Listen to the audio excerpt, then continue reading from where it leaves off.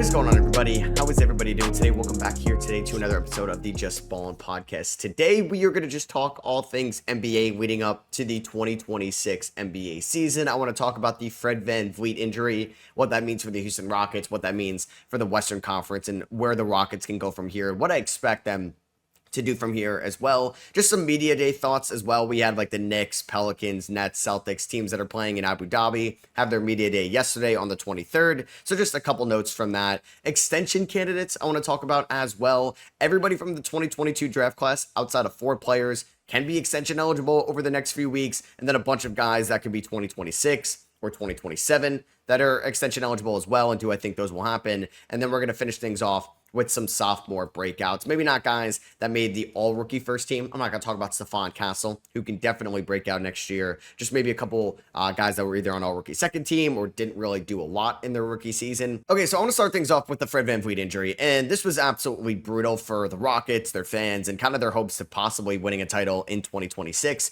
Shams reported on September 22nd that he suffered a torn ACL. It happened in a team private workout as well, outside of the United States. And this is a major loss for somebody that has been there for a little bit, that provides them shooting, defense, passing, playmaking within the half court, something the Rockets don't really specialize at times. Now, when you look at the Rockets roster for 2026, tell me who you trust behind the three-point line in a playoff series out of these guys, right? You can trust Kevin Durant, obviously, but now he's going to have a more increased workload.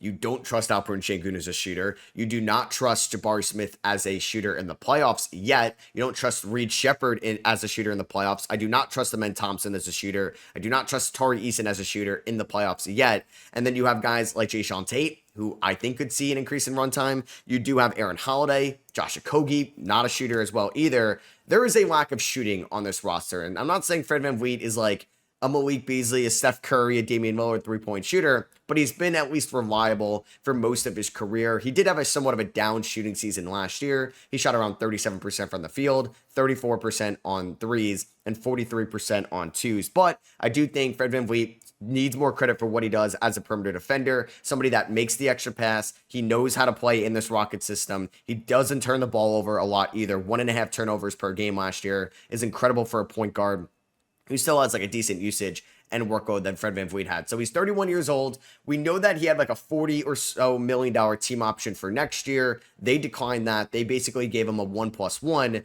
$25 million in 2026, and then $25 million on a player option in 2027. Now, where do the Rockets go from here, right? Because what happens now, it's very unfortunate for the Rockets for this to happen on September 24th, right? I kind of expected them to hold off on a Kevin Durant extension till they figured out what's going to go on with Tari Eason. They're most likely going to extend Kevin Durant to the max amount, and he had to wait a little bit for that anyway, where he can make more money. So I wonder, we'll get to the Tari Eason extension. That was going to happen. So you may say, could they end up going for an NBA, a free agent, because this team could use another point guard, right? You trust Amen Thompson, maybe as a lead ball handler bringing up the court. But do you trust him as your main initiator? Do you trust him as a shooter behind? I don't know. There's some question marks with Amen this year that could definitely be answered. And I expect Amen Thompson to still be one of the best young guards, which I think now is the opening night point guard in the league next season. When you look at the free agency market for point guards, it's Russell Westbrook. Now, there could be some really cool storylines with Russell Westbrook going back to Houston, Russell Westbrook teaming up with Kevin Durant one more time before their careers are over, when we saw them break up in 2016 on that OKC Thunder team. But there are some restrictions with this second apron, first apron stuff as well. So they're going to get most likely a disabled player exception, which is going to be worth $12.5 million. And what's the issue is here that it's $12.5 million. They can use that to sign a free agent on a 1-year deal. It can be used to trade for a player on a true expiring contract. Can't have any options on it. But the thing that's just crushes your dream right there, they have to stay under the first apron hard cap. They cannot go over the first apron hard cap using that disabled player exception. Well, the Houston Rockets have just $1.2 million to go to the first apron. So that is not nearly enough to even sign a veteran minimum free agent out there as well right now to a full guaranteed contract without waiving somebody before the season starts. So Yeah, the slotted amount for like the 2025 veteran minimum is $1.27 million. They are essentially $1.25 million to go to the hard cap. They don't want to trigger that first apron hard cap right now. So they're not they're most likely not going to be making any moves. Now they can enter into the trade market being below the first apron. You still have all the flexibility and you're going to hard cap yourself, but that's okay doing so. For this roster that can realistically win a title, you can't trade Fred VanVleet till December 15th. And it would have to be worth $25 million or so in that range. So you'd have to find a point guard in that ballpark.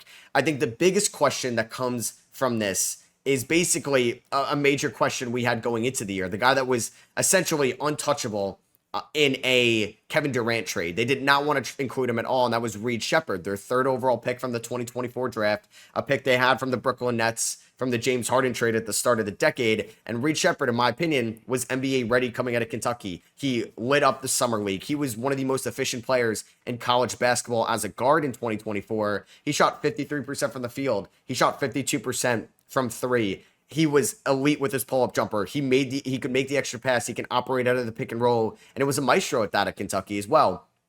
As a rookie, 52 games he appeared in, started 3 of them, 12 and a half minutes, 35% from the field, 33% on threes, 37% on twos, and averaged 4.4 points per game.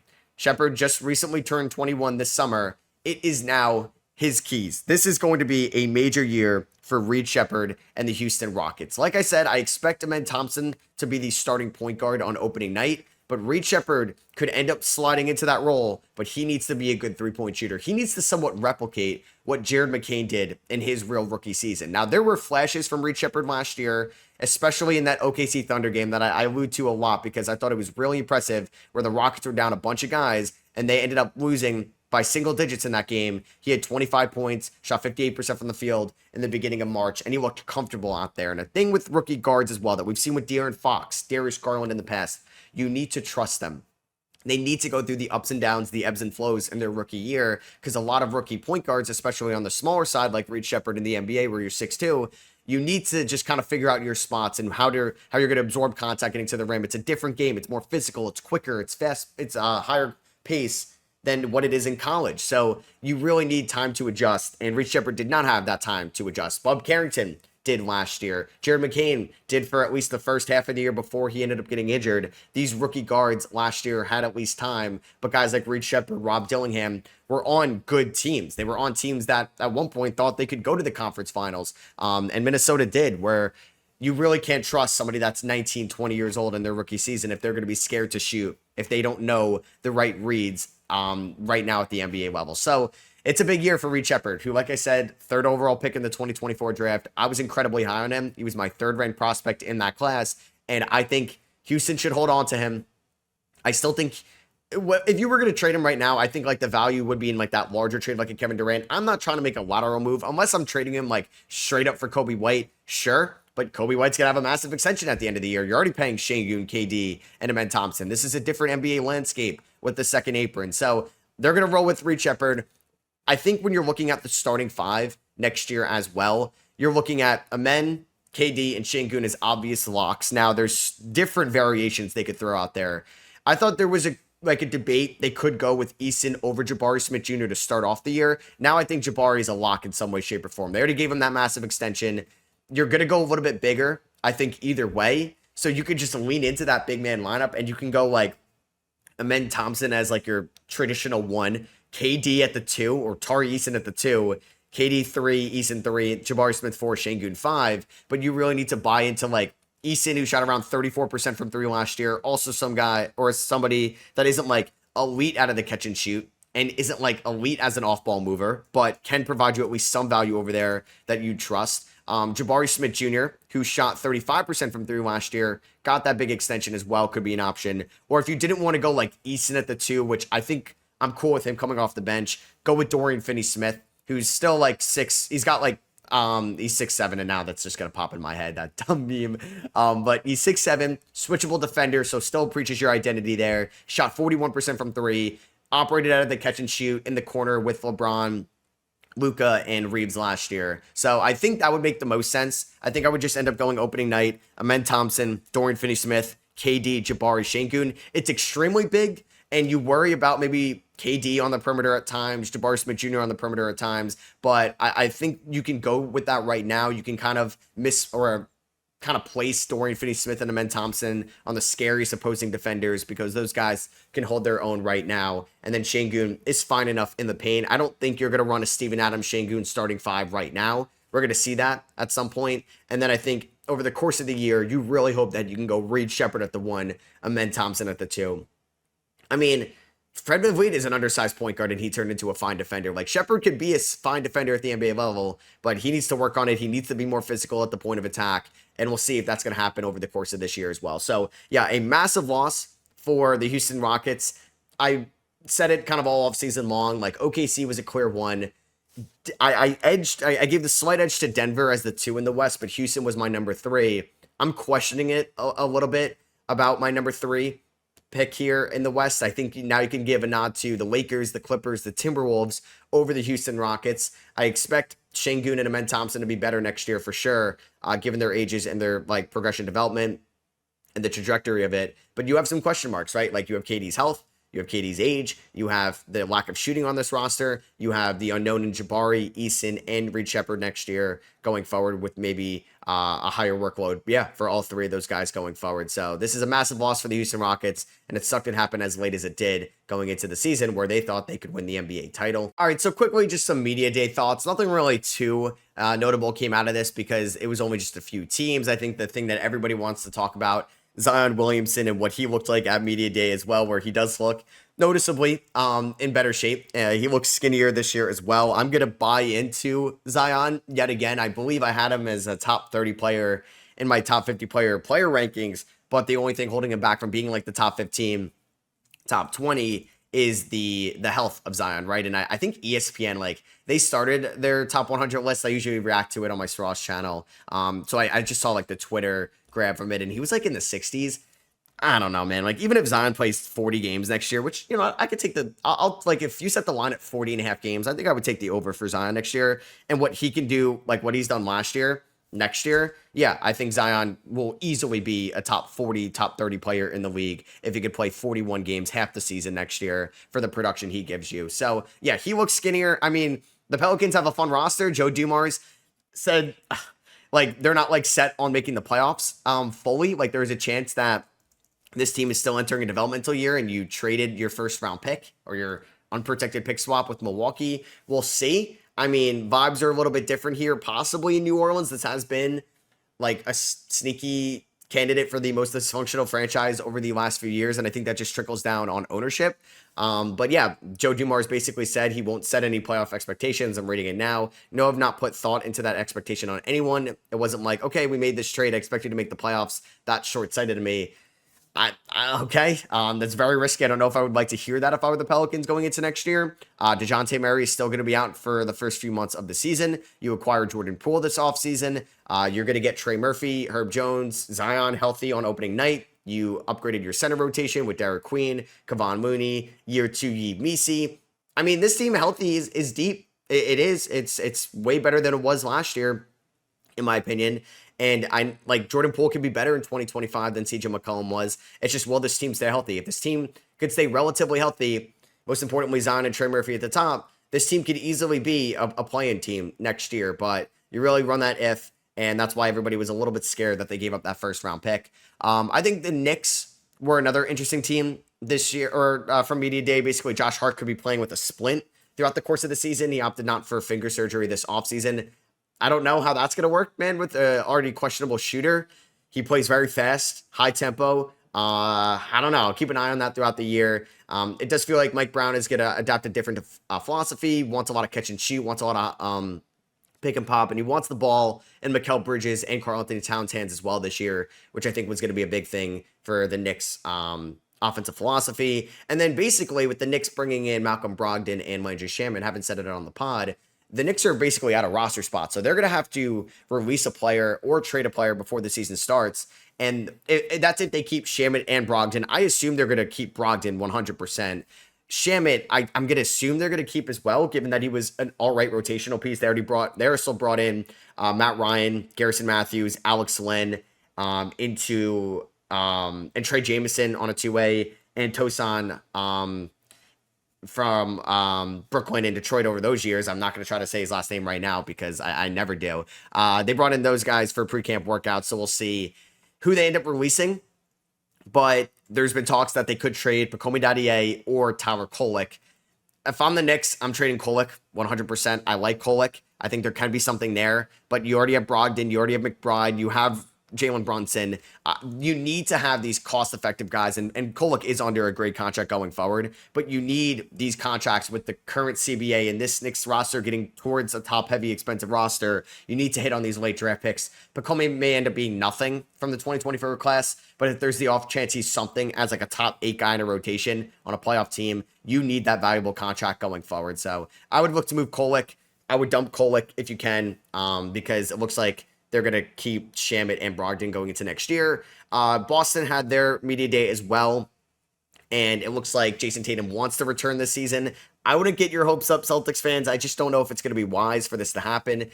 I think it really just, a lot of factors depend on this. Obviously, Tatum's health is number one, but two, if Boston, like if he's going to come back mid to end of March, right, which is crazy recovery time for a torn Achilles, I mean, Boston needs to be like a top 6 seed with a realistic chance of making it to the NBA Finals for that to make any sense. Maybe even a top 8 seed. But if they're like a fringe playing team, why rush it? Just put all your eggs in the 2027 basket. No reason to rush Tatum back by any means. So if I had a bet still, Tatum does not return this year.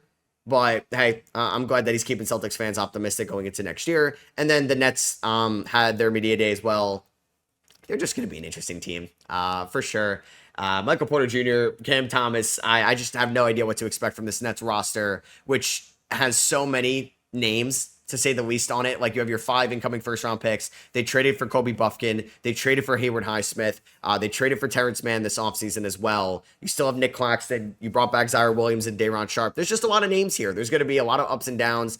Keon Johnson no longer here, who was like one of their better players last year. I mean, that's not saying a lot for a bad team. But yeah, I just think the Nets are going to be interesting, more so for the Michael Porter Jr. and Cam Thomas factors. All right, now let's talk about some extension candidates going into the ending part of this offseason. I want to start off with the 2022 draft candidates. So all those guys drafted in the 2022 draft, specifically in the first round, are extension eligible post their rookie contract. We've seen 4 of them get extended. The top 3 picks, Paolo Banchero got the max, Chet Holmgren got the max. Talked about him before, but Jabari Smith Jr. Got paid over $100 million from the Rockets. Happened fairly early in the offseason as well. And then number 12 overall pick, J-Dub, got extended as well. So there's a lot of interesting names here that you can go either way if they're going to get extended or not going to next year's season. I think we could just start off at number 4, Keegan Murray of the Sacramento Kings.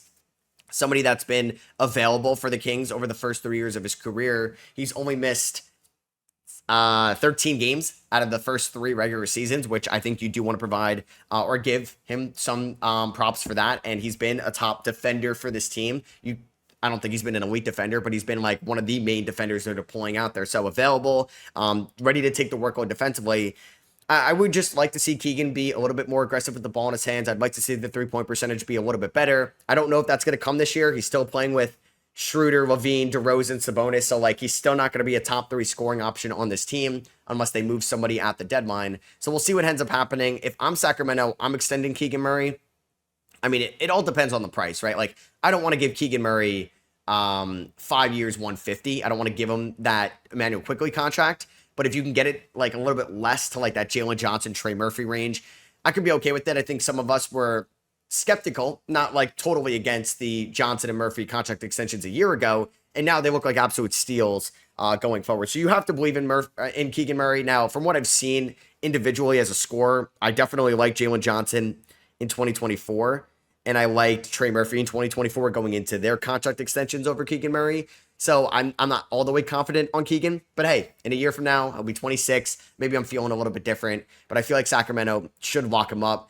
Detroit for Jaden Ivey, I would wait on this one. All these guys, like the team has like a hedge, right? If they don't extend them right now, they'll be restricted next offseason. And if their price goes up, that means they played well for you this year, and you're probably okay with the price going up. Yeah, you can make the risk of getting them under their contract now, like Murphy and Johnson. But it could also look like a Jalen Green contract from a year ago where they got that one done And if he didn't get traded this offseason, maybe they would regret that one. But Jaden Ivey was playing the best basketball of his career prior to the season-ending injury. In 30 games, he averaged 17.5 points, 4 rebounds, and 4 assists. I do think Detroit should wait on this one. One, I want to see how he looks coming off the injury. Two, I want to see if this 30-game sample size is legit as a co-star or co-backcourt partner next to Cade Cunningham. And three, I want to see if the shot is fully there. 40% from three after being a below average shooter in his first 2 years. Just want to see if the health and what his 30-game sample size last year is like, if that's legit. And I'm okay giving him $8 million more a year and a year from now, if that is true. Indiana, Benedict Mathurin, another player that, hey, could this be a Trey Murphy? Could this be a Jalen Johnson situation? Do we extend Benedict right now? I mean, Benedict Mathurin is somebody the Pacers didn't really fully trust in the playoffs. He was in and out of like the main rotation late in games. Like he had some good games against the Knicks, but like then also games where he played less than 15 minutes a night. So if you also look at some of the like advanced numbers around Mathurin, he doesn't really play this Carlisle fast-paced tempo style that Indiana has done since they basically acquired Halliburton. He's somebody that likes to have the ball in his hands and take a little bit of time, read the floor, and then try to go to work with a couple dribble moves. What the Pacers have done over the last like year or so is just been, you have the ball, you're either dribbling it or passing it right away. You need to make that split decision, and he likes to hold on to the ball a little bit. So we'll see how that works this year when you're going to assume he's going to be a starter with Turner gone and Halliburton hurt. I mean, yeah, I guess you could technically still go like Nembhard, Siakam, one of the other bigs, or Obi Toppin, or Walker at the 5, and then you have like Aaron Nesmith, and then you rock with, I mean, like you can keep Mathurin in that 6-man role if you want to have like Shepard or Furphy out there, but no, I think you should just start. Or I guess you could do McConnell at the 1, Nembhard at the 2, but Mathurin's going to be a starter. His workload's going to go up. If the efficiency goes up with it, and they're winning games because of Benedict Mathurin, yeah, he's going to make a lot more money next year. But I think if you're Indiana, you're okay with that as a basketball aspect. But as cheap as Indiana kind of is at times, maybe they should just try to lock something up right now. Or he could be a trade candidate. Shaedon Sharpe, another guy, I would just wait and see. Yes, there's a chance Shaedon Sharpe could get a massive contract at the end of the year. He could get like that Emmanuel Quickley extension. That could look bad in a year, but I think Sharpe has incredible upside in this league. I think he has a higher ceiling than all the 3 guys I just talked about. And Sharpe is 22 years old. Last year, though, we saw some glimpses towards the end of the year where this guy could be a 3-level scorer, one of the best athletes in the league. And if he could deploy that athleticism on the defensive end of the floor and could really just be this like elite downhill attacker, just athlete in transition, and could be a solid point of attack defender for somebody that's 6'5", 6'6". I trust that so much on a max contract going forward for a rookie extension where I'm okay with it. Well, he'll be 23 at the start of next year's season. He'll be like 27, 28 at the end of that deal. So I would wait unless Sharpe is willing to take like a below market deal right now to guarantee himself the money. I would just wait on it going forward, just because who knows? What if he shoots like 45% from the field this year? He shoots 30% from 3. He gets hurt yet again. And then you're going to be happy that you didn't kind of put all your eggs in that basket right now. Dyson Daniels, he was the 8th overall pick. The only player in this top 10 outside of Johnny Davis that got traded. And for Atlanta, I'd also get a deal done right now. I think you can actually find that pretty good 1-to-1 comp. Sam Vecini said this on his podcast.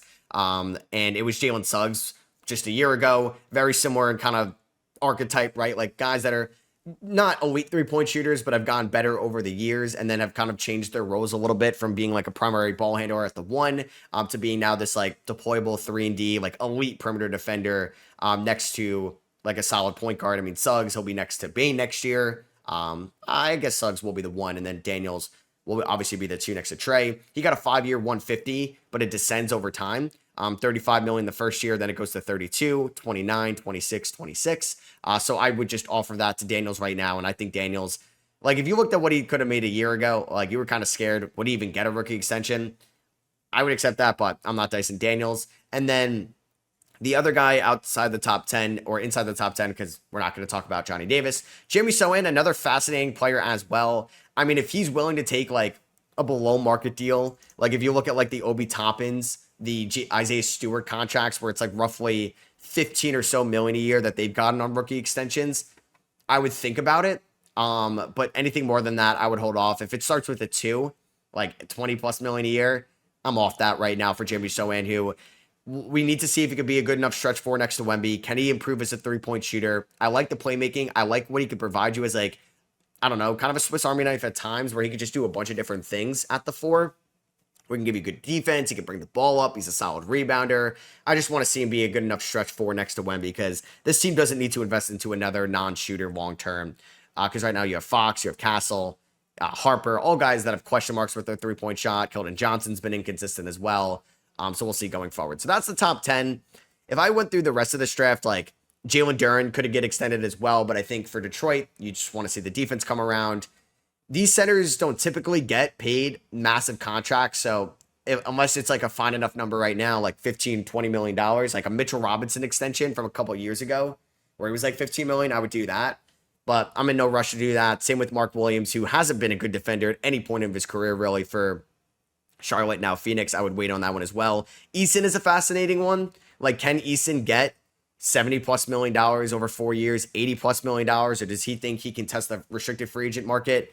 If I were him, I would just get a deal done right now because, I mean, with Fred VanVleet, you will have more opportunities, but there's a lot of mouths to feed. You've had your injury concerns in the past. I would get a deal done if I were Tari. Dalen Terry, no. Christian Brown is an interesting one. I mean, I remember a couple months ago, Bobby Marks mentioned that he could get like $30 million a year. I mean, if I'm Christian Brown, I'm accepting that for sure, right? Like, who would have thought him as a rookie, non-lottery pick, good college player, but a little bit on the older side. I mean, if you can get it in descending value for Denver, I would do that. Lock him up $30 million a year. Like, it could be that Suggs value, and I'm okay with it going forward because Brown is a good defender. Walker Kessler, I mean, he's going to get more than Duren and Mark Williams, but I can't see him getting like Chet money. I'm trying to think of like there's been a good comp. Like, he's going to get less than what Şengün got a year ago from the 2020 draft, like a Kungwu's contract. Could he get something a little bit more than what Onyeka got, which is making him $16-ish million right now, probably? Like, could you just do 5 for 100, 5 for 125 for Kessler? I think he's good enough as a rim protector where you're okay paying him $25 million a year. You're probably gonna have to do more than 20 for sure going forward. And then anybody else here from the first round, I would say the only other one, like Nikola Jovic and Peyton Watson, are two that you could bring up. Jovic probably has a better chance at getting extended from Miami. We could see that happen, and Peyton Watson, it would be very below market if he just wants to get some guaranteed money going forward. And then some other like extension candidates right now that are more so veterans. The obvious one, or there's two. The first one I'll talk about just because he's the only Heat that I'll mention. Tyler Hero becomes extension eligible, I believe, on October 1st, where he could be eligible for a 3-year, $149.7 million extension on top of the 2 current years. And Miami is a team that's operated in the past where they like to extend their guys early. So if that's what we see from them, they would do that. He's slated to make $64 million over the next 2 years. Tyler Hero is a good player, not a great player that I would be willing to give $50 million a year to. And I don't know what his trade value would even be right now as well, because you trade for him, you're giving up assets for him, and you'd have to extend him. I think the window to move Hero would have been like a year ago or at the All-Star break, but they weren't going to do that because, yeah, now we have the extension looming. I mean, a team would probably value a playoff run this year if he got traded at the deadline, and a playoff run next year of guaranteed money. Who knows? Maybe we see a shift in the NBA as well, where it's not like, all right, $50 million is going to get handed out left and right. We're going to see kind of deals go backwards a little bit with the second apron, with the cap maybe not rising as much as we thought going forward. So Hero's going to be a fascinating one. I'm sure the public or the media is not going to love that if he does get the 3-year 150. I don't think the Heat are going to get a lot of props for that one in the initial moment. 2 ones come from Atlanta, Kristaps Porzingis and Trae Young. Trae Young's been extension eligible all offseason. He can make technically the most amount of money on day one of unrestricted free agency next year. Maybe that's what he's waiting for. Maybe there's a agreement between the two that's going to happen. But Trae Young is also another very interesting player that are you okay giving 50, 60, almost $70 million a year to? And if he makes an All-NBA team this year, there's a supermax that could be on the horizon for Trae Young going forward as well. He led the NBA in assists last year. He's gotten better as a defender over the years. Still not a good defender, though, by any means. He's not somebody I trust on the perimeter, but that's why you extend Dyson Daniels. That's why you bring in Nickeil Alexander-Walker in the offseason, and you draft Zachary Risache, and you extended Jalen Johnson. But Trae Young was not efficient at all last year. But when you watch Hawks games, especially when Jalen Johnson went down, like you get a little bit of creation out of Dyson Daniels. Outside of that, nobody was creating their own shot. Nobody was really initiating, and people were just delegating to Trae Young most of the time. So Nah isn't really much of a creator, but Luke Kennard is, who you brought in this offseason. They trade away Kobe Buffkin. You bring in Asa Newell, not a creator in the draft either. So they're just really banking on like a Risa leap, a Daniels leap, and a Jalen Johnson healthy season for this team going forward. If I'm Atlanta, though, it's tough because like Trae Young is also somebody that I feel like means more to Atlanta than he would to other teams, especially on the trade market. So is he fetching like more than what Desmond Bane got? Like, I wouldn't be surprised if it was around that range where it's like 3 to 4 unprotected first round picks and salary filler. And it's just because, yeah, not only do you have to give up a bunch for Trae Young, you got to extend him as well. So, hey, one intriguing young player, one Jabari Smith Jr. or, I don't know, Reed Shepard of a breakout season could get you Trae Young. Like, I'm just using that as an example. That could get there of half the picks or most of the picks, and you just got to throw in like one additional one. But I wonder, I feel like Atlanta is going to end up extending Trae. I just feel like right now you're investing a lot into this team at the moment. You have that unprotected Bucks Pelicans swap at the end of the year. I always mention that they could have been like a sneaky Giannis team as well.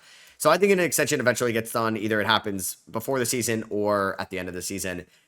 Kristaps Porzingis, somebody they got for basically nothing in the offseason, right? Like Terrence Mann, George Niang in the 22nd pick, who was Drake Powell for KP, who is going to be a very effective pick and pop scorer with Trae Young. I'm very excited to watch these guys and this duo next year. But can KP stay healthy? He played 65 games for Washington in 2023, goes down to 57 for Boston in 2024, and then 42 for Boston in 2025. So we'll see how that ends up looking for his health in Atlanta. I think Atlanta can deploy so many fascinating lineups next year with Trae and Daniels in your backcourt. Jalen Johnson's obvious in there. And then you could do Kristaps and Okongwu. You could do Kristaps and Reese Shea, Kristaps and Nickeil Alexander-Walker, Okongwu and one of those guys. So I'm really excited about the Hawks next year, and I think they realize that we have a good roster in a fairly wide open Eastern Conference that if Kristaps gets extended, it's going to be, I think, still a short-term deal. It could be like 2 years, $60 million, maybe a 1+1 as well. It's just because like I don't think anybody's ever giving Kristaps a 3-4 year deal anymore of guaranteed money with his injury history. So those are, I think, the most fascinating ones. I actually lied before when I said Wiggins is the only, or excuse me, Hero is the only Heat, because I want to talk about Andrew Wiggins, who is also extension eligible going into next year, where he can end up making obviously more than he's making on his current deal, which is roughly at $26 million. And then it goes $28 million this year, $30 million in 2027. I mean, Wiggins is a good player, and I think he would have a very robust trade market if they were to move him. Maybe just needs to get off to a good start this year. But yeah, Wiggins becomes extension eligible on the same day as Hero on October 1st. So we'll see. Like, they could maybe say, all right, that player option leaves. We're going to extend you on top of the 2026. You're essentially an expiring deal, and we can lock you up 4 years, 120, $30 million flat rate. Maybe less than that for Wiggins at this point. Maybe it descends over time. He had a good end to Miami season last year. He's going to be a big X factor for the Miami Heat this year. He really is. And I'm excited to watch Andrew Wiggins in Miami for a full season, full offseason there. He's 30 years old now, making me feel old. He's never going to hit that ceiling, but hey, he was a damn good player in 2022. We'll see if he could be a good piece around Bam and Hero in Miami. So back on the Hero talk, a lot of the 2019 guys that were drafted then can be extension eligible as well. So you have RJ Barrett. I don't think that's going to happen from the Toronto Raptors. He's got essentially 2 years left on the deal. I think if anything, they're going to try to get out of him at the end of the year. But a $29 million expiring will be tough to move, but maybe that's going to be used in a larger trade. Zion's not getting extended either until they see another healthy season. I think also, so Zion's got $42 million of non-guaranteed money next in 2027, and then $44 million of non-guaranteed money in 2028. I don't think, they're not going to extend him. There's no point in rushing it. Same with John Morant in Memphis. Now, you extended Triple J, you're going to want to extend John Morant 100%, but he's got 3 more years of guaranteed money. No need to extend him right now. Same with Darius Garland, in my opinion. I think Hero is the only interesting one out of those 2019 guys. Other guys that could get extended before the season starts, well, he's not going to. Austin Reeves already declined an extension. Makes sense. He can make the most next year. Kobe White, I could see Chicago doing it, just like extending their guy. I don't think I'm going to love the number, but I think it's a number you have to give him. I think if you were going to trade him, it should have been last year at the deadline or at the start of the offseason, but they opted not to do that. So I'm going to think they're going to extend him. If they lose him for nothing in a year from now, man, I feel for you Bulls fans. I don't think Mitchell Robinson or Miles McBride's going to get extended from the Knicks. I think the Knicks want to see a healthy Mitch Rob this year, and then maybe they can work on something because they're going to have to duck the second apron again in a year from now. And then Jokic and Giannis are not going to get extended either. Giannis is not extension eligible, I believe, until next year in October. But Jokic turned down an extension this offseason because he can make so much more money in a year from now. And lastly, I just want to give you guys 3 2024 draft picks that I'm really excited about going into next year's season. So the first one, Donovan Clingan of the Portland Trailblazers. So Portland is a fun young team. They were one of the more exciting teams in the second half last year, and they ended up moving on from DeAndre Ayton this offseason. They did draft Jan Hansen, but he's a raw prospect. I don't think he's going to play a ton right away. Clingan is the guy. It might be Robert Williams as a backup. They might run some small ball next year as well with Grant at the 5 or Kamara at the 5. Who knows? But yeah, I do believe that Clingan, full-time starter, he averaged around 20 minutes per game last year throughout the course of the season, but post All-Star break in 26 starts, he was playing around 25 minutes a night. Maybe they get that up to like 27, 28 this year. I would be shocked if that got into the 30s just because of Clingan's known injury history and how you want to kind of ramp him up to this role. But hey, the Blazers defense with him as a starter was so much better in the second half than it was in the first half. He's somebody that has such a presence down low that can be a menace of a shot blocker, a menace of a post defender as well, which is so valuable, especially maybe in that conference as well, where you got plenty of bigs and in that division of like Chet Holmgren, Isaiah Hartenstein, Nikola Jokic, Rudy Gobert. I mean, Naz Reid's more of a perimeter player. Markkanen, Kessler, like plenty of bigs down low that you need, like this guy, this rim protector. And that's what Clingan can be for Portland going into next year.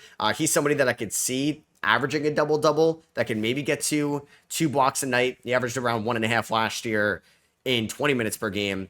His per 36 would be around 3 blocks a night as well. So I think he can easily get over 2 blocks a night. I think he could be like a sneaky, like all defensive second team, like conversation guy. He's not going to get it because we're going to see, I think, less and less, I don't know, since it's positional, we'll see how many like bigs end up making it next year. But like Wemby, Gobert, Bam, Anthony Davis, Evan Mobley, Walker Kessler, I like more than Clingan, so he's probably not going to get it, but I think we can at least bring his name up, like Isaiah Hartenstein for the Knicks 2 years ago, as somebody that can at least be talked about as one of the best defenders in the league. So I'm excited about, to watch Clingan as a rim protector, as a screen setter for Drew, Sharp, Scoot next year, even Denny. We're going to see more workload and a higher usage from Clingan in 2026, which I'm really excited about. Next guy is Matas Buzelis. So I've talked about Buzelis as a big breakout candidate last year.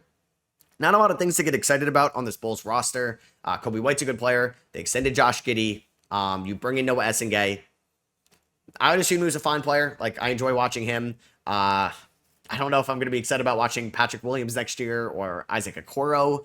So Buzelis is somebody I'm all the way in on, who I was a little bit lower on in the 2024 draft, just because he could not create any separation at the G League Ignite. It looked weird when he had the ball in his hands trying to go downhill. It just kind of looked awkward. And he was one of the top high school recruits as well coming out of Illinois. So it's really cool he got drafted by the Bulls. And his development, like, he didn't do a lot in the first half, but post-Levine trade, this man was breaking out on all levels. 27 starts after the All-Star break. He averaged 13 points, 5 rebounds.